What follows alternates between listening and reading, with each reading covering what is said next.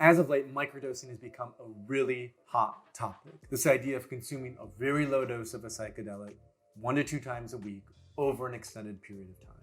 So when it comes to microdosing mushrooms specifically, why is it that people are microdosing mushrooms? What are they using it for, and what impact is it having? Let's dig into all of that in this video about microdosing psilocybin mushrooms.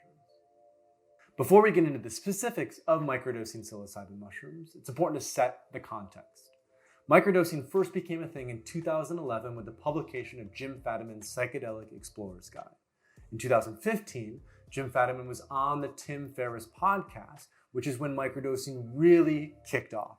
And then in 2017, author Eilert Wallman published A Really Good Day, How Microdosing Made a Mega Difference in My Mood, My Marriage, and My Life.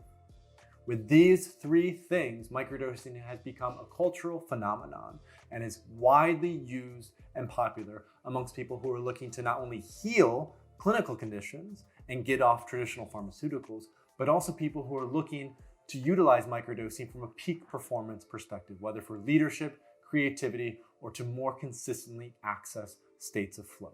So how much is a microdose? Well, a microdose of psilocybin mushrooms is anywhere from 0.1 grams to 0.5 grams. Now, the difficult thing about mushrooms is it's not consistent like LSD. So one batch of mushrooms could have a slightly different density of psilocybin than another batch of mushrooms. So it's really critical that when you're microdosing mushrooms, that you grind up the actual material that you're using and that you start low and go slow. It's much better to take too little than to take too much and wind up laughing and giggling in the middle of a workday, wondering what the hell just happened. Because microdosing is such a recent phenomenon, there hasn't been a lot of clinical research specifically on microdosing psilocybin mushrooms yet. What we know from some survey-based research is that those who are microdosing with mushrooms tend to report better mood and focus, a little bit of better creativity, and they tend to just have a little more presence on an everyday basis. However, it has also been shown that those who are microdosing mushrooms can be a little bit more neurotic after the fact. So it's important that you understand the entire context before you start microdosing mushrooms. When it comes to the practical use of microdosing, there are 2 main reasons why people are interested in microdosing. The first reason is to help with things like depression, PTSD, and addiction, to get off traditional pharmaceuticals, which tend to be addictive and come with nasty side effects and consequences, and instead use something that is much more natural and whole. A lot of people are noticing incredible efficacy when they combine microdosing with other modalities like meditation, yoga, better diet, more exercise to treat those clinical issues. The other main reason why people are interested in microdosing mushrooms is for performance enhancement. People notice that with microdosing, it helps them to be more present, to be more mindful, which leads to a higher level of leadership, to more creativity, and to an ability to focus energy on tasks that are important and that mean something of significance. It's important to keep in mind that microdosing really just acts as a catalyst to open us up to what may be. The point of microdosing is not to be dependent on the substance, but instead to use it as a way to integrate better habits over the long term so that we don't need to rely on substances, but that we can be healthy and well without any external influence. There are 2 main protocols that people use when microdosing mushrooms. The first one is popularized by Dr. Jim Fadiman. You start with day 1 as a microdose. Day 2, which a lot of people prefer, is the afterglow of the microdose. And then day 3 is back to baseline. You microdose on day 4, again, afterglow on day 5, and then day 6 is back to baseline. Jim largely developed this more from a clinical perspective as a way to help people treat specific issues so they could see how effective microdosing was. Paul Stamets developed a second protocol. Initially, it was 5 days on, 2 days off. He has now changed that to 4 days on, 3 days off. And Paul Stamets is looking at microdosing more as a tool for neurogenesis, as a way to help us to become smarter, as a way to help with overall health and well-being. Both protocols are useful. Both protocols can be effective. The one that you want to choose is really just a matter of personal preference.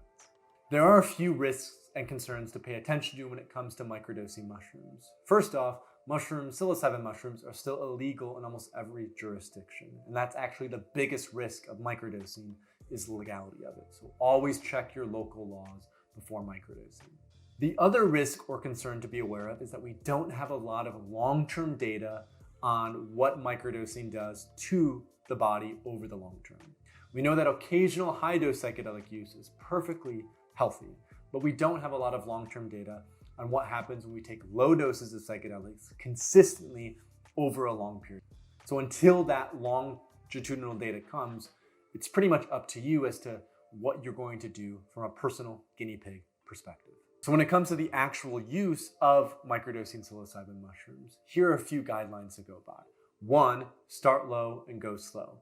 You should start with 0.1 grams and incrementally increase until you found an amount that works perfect for you. You don't want to take too much on the first day and then end up in a weird situation. Instead, what's important to do is start at a low amount and incrementally increase the amount of psilocybin mushrooms that you're consuming in order to feel how it's affecting your overall sense of being. The second thing is, on your microdosing day, cultivate intention. Journal a little bit beforehand and understand what is it that you want to do with this day. If you have a slightly better mood, slightly better focus, slightly more creativity, how can you orient that energy towards the specific purpose as to why you are microdosing? And then the third thing to be aware of is always take breaks. It's great to utilize microdosing to help with healing and transformation, but just like any other substance, we want to understand what our baseline is. So once you do your first microdosing protocol, have a clear understanding of how it's affected your baseline before you start to jump in and do another protocol. The most popular question that we get at the third wave about microdosing is, well, how do I get this stuff? Where is it legal? Unfortunately, psilocybin mushrooms are still illegal in most places in the world. However, you can legally purchase psilocybin truffles in the Netherlands. It's legal to purchase spores in 47 states in the United States, meaning it becomes quite accessible to grow your own mushrooms. And with a lot of the legal loosening and restrictions around psychedelics, there are more and more gray area supplement companies that are starting to produce psilocybin supplements. So when it comes to actually sourcing the substance, although we can't give you any specific advice because it's almost illegal everywhere, there are a number of options that you can dive deeper into in terms of accessing this medicine. Although microdosing sounds very simple, take a low dose of a psychedelic, do it once or twice a week, feel better. If you actually want to see significant improvements in your baseline of well-being, it's critical that you microdose with intention, responsibility, support, and accountability. This is why we have so many resources for you at the third wave, including free and paid programs that you can utilize to ensure that when you microdose, it's done in an effective way that actually helps you and that doesn't just put you at risk for doing something that's illegal and there's no significant difference in your overall well-being. The main reason people don't experience effects from microdosing, beneficial effects, is because they don't do it in an appropriate context. They don't have a coach to guide them in the process. Microdosing is effective, it works, but you have to calibrate the dose level appropriately for your needs, and you have to ensure that you're able to track and understand what changes are going on, both from a physical and a mental emotional perspective, as you go through this regimen. So if you're interested in learning more about microdosing mushrooms, be sure to visit our website at thethirdwave.co and dive deeper into how microdosing mushrooms can help you to live a better life. Thanks so much for watching. If you want to stay up to date on the third wave of psychedelics, subscribe to this channel and visit thethirdwave.co, where you'll find plenty of free resources on intentional and responsible psychedelic use.